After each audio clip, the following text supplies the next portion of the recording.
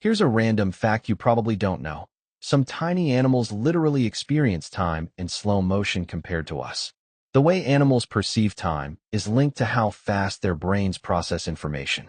Small creatures like lizards, salamanders, or even tiny insects have extremely rapid neural processing, which lets them react to things much faster than larger animals, or humans, can.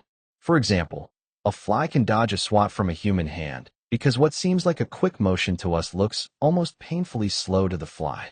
This time dilation effect in animals isn't about actual time bending. It's about perception.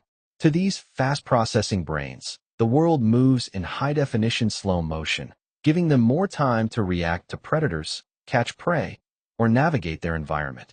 Interestingly, this means that in a sense, tiny animals live life faster, experiencing many more moments per second than we do.